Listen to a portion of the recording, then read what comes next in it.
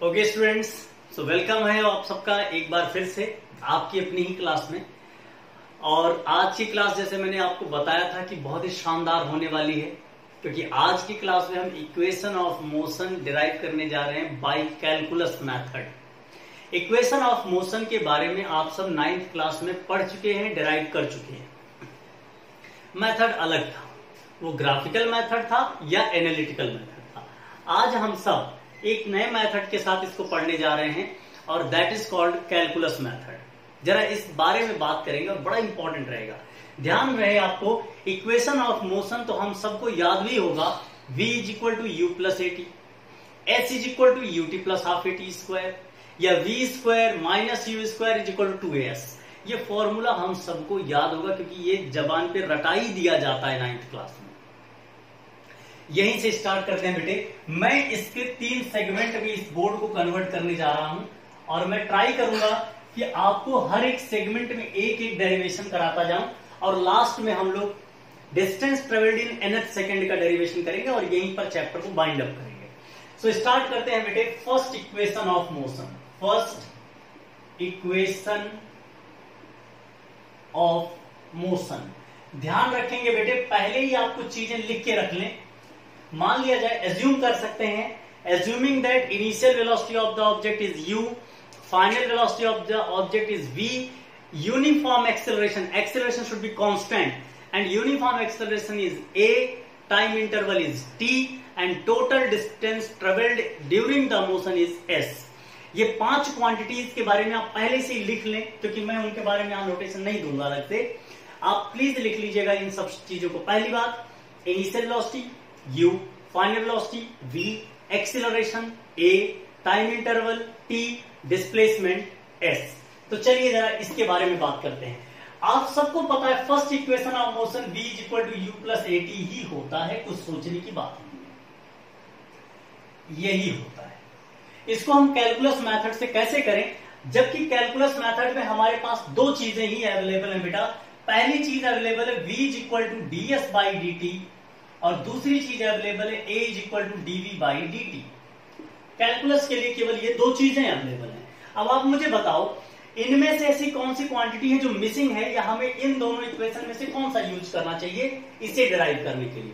Obvious सी बात है, इसमें एक्सीलरेशन का कोई टर्म नहीं है, इसलिए यहां जाने का कोई मतलब भी समझ नहीं आता। सो हमें यूज कौन सा करना चाहिए बेटा जी, ये, क्योंकि यहां वेलोसिटी का टर्म है, एक्सेलरेशन का टर्म है, टाइम का टर्म है, आंसर आ जाएगा। सो यहीं से स्टार्ट करेंगे बेटे, और यही समझने का भी एक तरीका होता है कि कहां से हमको चलना है। सो लिखेंगे, we know that acceleration is equal to rate of change of velocity, that is dv by dt. Again, if we transferring them, then dv becomes a into dt. ध्यान रखना बेटे, ये बहुत इंस्टेंटेनियस वेलोसिटी है at that instantaneous time. अब situation को जरा समझिए। हमें चाहिए बेटा जी एक एवरेज वेलोसिटी, तो हमको क्या करना पड़ेगा भाई साहब, integrate. So integrating both side, integrating both side क्या मिल जाएगा, यहां जरा सिचुएशन को देखिएगा, dv और यहां पर आ जाएगा a into D T. Velocity को कहां से कहां ले जाना है बेटा, इनिशियल वेलोसिटी से लेकर फाइनल वेलोसिटी तक ले जाना है। टाइम को कहां से, 0 से लेकर t टाइम तक हमको दोस्त चलना है। अब जरा इसी सिचुएशन पर हम बात करते हैं, dv का इंटीग्रेशन क्या हो सकता है भाई, v। dv का इंटीग्रेशन क्या बन जाएगा, v। कैसे बना बेटा जी, क्योंकि मैं यहां पर एक बार होता, जहां कुछ भी नहीं है वहां आप 1 से मल्टीप्लाई कर सकते हैं, या जहां 1 होता है बेसिकली देखा जाए तो आप इसी के टर्म में लिखिएगा, v की पावर 0 इंटू डीवी लिखने में कोई बुराई नहीं है। इंटीग्रेशन में हम बता चुके हैं कि इंटीग्रेशन में पावर 1 बढ़ता है और उसी बड़े पावर से डिवाइड हो जाता है, यानी 0 प्लस 1 डिवाइडेड बाई 0 प्लस 1, यही आप सबका बेटा इंटीग्रेट होकर फाइनल वैल्यू आएगा। तो देखा जाए तो dv का इंटीग्रेशन बनेगा आपके पास v, कहां से चलेगा v, इनिशियल वेलोसिटी u से फाइनल वेलोसिटी v तक। a is a constant term, take it outside. dt का इंटीग्रेशन मेरे दोस्त t, इंटीग्रेशन पढ़ा जा चुका है इसलिए कोई हेडेक की बात नहीं है, और 0 से लेकर t तक।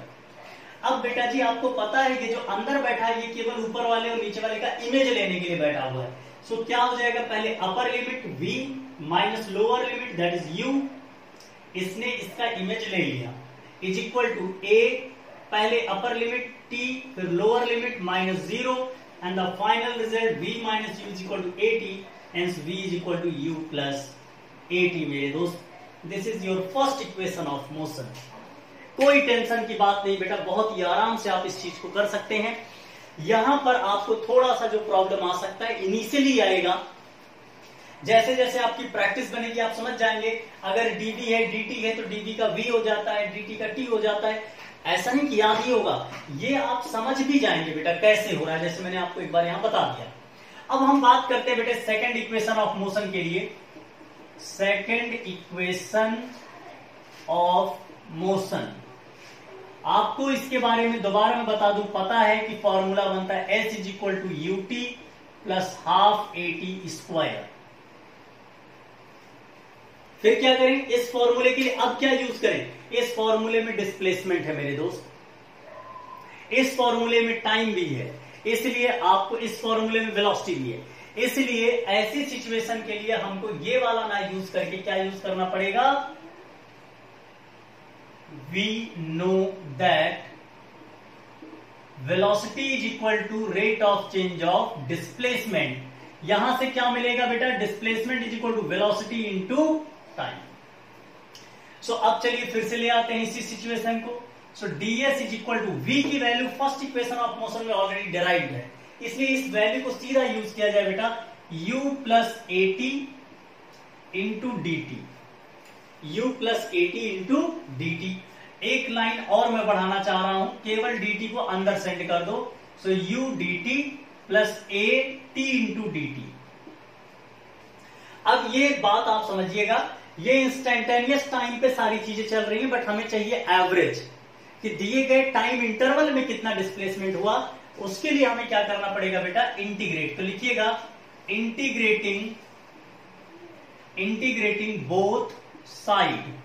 क्या मिल जाएगा मेरे दोस्त, जरा ध्यान दिया जाए, ds कहां से, 0 से लेकर s तक, फिर बेटा u dt कहां से, 0 से लेकर t, plus a T into D T कहां से, 0 से लेकर t।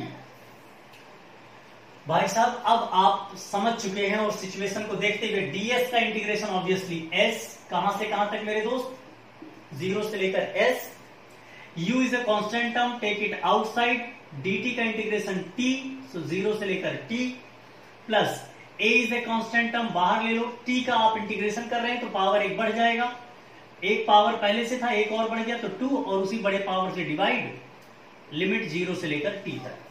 फाइनली हम लोग चलते हैं आगे रिजल्ट की तरफ। सो ये इमेज लेने बैठा इन दोनों का, अपर लिमिट माइनस लोअर लिमिट, यहां पर बेटा जी u t माइनस 0, यहां पर a हाफ को भी आप चाहे बाहर निकाल लें, t स्क्वायर माइनस 0 स्क्वायर, ये पूरी वैल्यू आ गई बेटे, और फाइनल आंसर आपके पास s is equal to u into T plus half अलग रख लिया, और a इंटू टी स्क्वायर। ये बेटा जी हमारे पास सेकेंड इक्वेशन ऑफ मोशन आ गया, जिसके लिए हम लोग काम कर रहे थे। एक बार इस चीज को दोबारा देख लो, हमें ये इक्वेशन चाहिए, तो इक्वेशन के लिए हमें ये लगाना पड़ेगा, क्यों, क्योंकि s चाहिए, s है, v है, t है, सब कुछ है, और v की वैल्यू हम लोग क्या करें, यहां से ds equal v into D T, v की वैल्यू पहले से पता है, from first equation of motion यहां लिख सकते हैं, from first equation of motion, ये पहले से हमको दिया गया था, तो इसलिए इस वैल्यूज को यहां रख दिया और आगे हम लोग बढ़ते चले गए बेटा जी।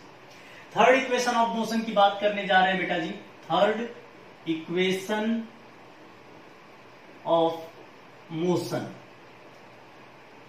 तो थर्ड इक्वेशन ऑफ मोशन में क्या है मेरे दोस्त, फॉर्मूला याद हो, v square minus u square is equal to 2as।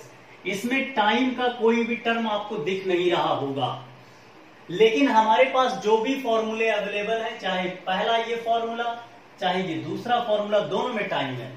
Time हमको हटाना पड़ेगा, हटाने का तरीका देखते हैं कैसे टाइम को हटा सकते हैं। So acceleration a is equal to हमें पहले से पता है dv बाई dt। लेकिन अगर इसी इक्वेशन में दोनों तरफ ds से मल्टीप्लाई और डिवाइड कर दें तो ओवरऑल इक्वेशन को कोई नुकसान नहीं है, लेकिन इससे एक फायदा जरूर है। इससे क्या है कि dt इधर ले आओ और ds को इधर ले आओ। बेटा जब dt इधर चला जाएगा तो मैं इस चीज को कैसे लिख सकता हूं बेटा, dv by ds into ds by dt। भाई आप भी यही बोलेंगे। ds बाई dt आपको पहले से पता है क्या होता है, ds बाई dt होता है हमारा v। तो मैं इस चीज को लिख सकता हूं v into dv by ds। ये टर्म यहां कन्वर्ट हुआ और ये रहा हमारा a। बोल रहे यार ये बात समझ में आ रही होगी। अब जरा सिचुएशन को दोबारा देखो। So v into dv is equal to a into ds। ये तो आ गया, लेकिन ये इंस्टेंटेनियस आया। एवरेज लाने के लिए क्या करना पड़ेगा, ऑब्वियसली इंटीग्रेट। तो इंटीग्रेटिंग बोथ साइड क्या मिल जाएगा दोस्त, जरा ध्यान दिया जाए। जैसे इंटीग्रेट करोगे v dv तो वेलोसिटी कहां से बेटा, इनिशियल से फाइनल यानी u से v, और फिर a ds, s कहां से, 0 से लेकर s तक। फाइनली आप सबके सामने v का इंटीग्रेशन, भाई पावर एक बढ़ जाएगा तो v था v स्क्वायर हो जाएगा डिवाइडेड बाई 2, और ये बन जाएगा बेटा u से लेकर v तक। यहां पर a आएगा और s बन जाएगा 0 से लेकर s तक। भाई ds का इंटीग्रेशन s होता है। अरे आ रहा नहीं आ रहा, थोड़ा तेज चल रहा है तो भी आ जाना चाहिए बेटा। सो ये वैल्यू आपके सामने आ जाएगी, हाफ को ले लो बाहर, v square upper limit minus u square lower limit is equal to a s minus 0 यानी upper limit minus lower limit. Finally आप सबके सामने 2 को उधर भेजूंगा बेटे। So v square minus u square is equal to 2as। ये आपके पास थर्ड इक्वेशन ऑफ मोशन भी आ गया। तीनों इक्वेशन ऑफ मोशन आपके सामने इस समय डिराइव्ड है, आपके सामने लिखे हुए हैं बेटे, आप सब अच्छे से देख सकते हो। कोई जल्दबाजी नहीं है, आराम से देखिए, इसको आराम से कीजिए।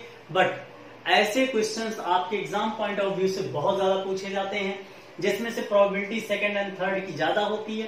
सेकंड की क्यों होती है, क्योंकि v की वैल्यू यहां रखना होता है। थर्ड की क्यों होती है, क्योंकि ये अरेंजमेंट करना होता है। फर्स्ट वाले में कुछ बहुत ज्यादा डिफिकल्ट नहीं है, इसलिए टीचर्स जनरली ऐसे क्वेश्चंस को पूछते कम हैं। तो आप इस क्वेश्चंस पर ध्यान देते हुए चलेंगे, लेकिन ध्यान रखना इंपॉर्टेंट सेम है तीनों। लास्ट हमें जो टॉपिक आज के लिए डिस्कस करना है that is distance travelled by the object in nth second. चलिए उसे स्टार्ट करते हैं और आज की क्लास को यहीं बंद करेंगे। ओके, सो लास्ट टॉपिक चल रहा है इस लेक्चर का, distance travelled in nth second. यार एक बात बताओ, nth सेकंड का मतलब क्या होता है, 1 सेकंड। ये बात जानते हो ना, distance travelled in n second and distance travelled in nth second, दोनों में बहुत डिफरेंस है। n सेकंड का मतलब टोटल n सेकंड में। सपोज मैं आपसे कहूं डिस्टेंस ट्रेवल इन 10 सेकंड, तो 10 सेकंड का मतलब बेटे शुरुआत से लेकर यानी 1 सेकंड से लेकर टोटल 10 सेकंड तक, या यूं कहें 0 से स्टार्ट करके 10 सेकंड तक टोटल जो डिस्टेंस ट्रेवल किया जाएगा बेटा जी, वो डिस्टेंस ट्रेवल इन 10 सेकंड होगा। But distance travelled in 10th second, 10th कब से शुरू होगा बेटे, जैसे 9 फिनिश वहीं से 10th शुरू, और जहां पर 10 फिनिश वो 10th प्लेस कहलाएगा। यानी 9 का एंडिंग पॉइंट और 10 का स्टार्टिंग पॉइंट के बीच का जो गैप, यानी दैट इज 1 सेकेंड।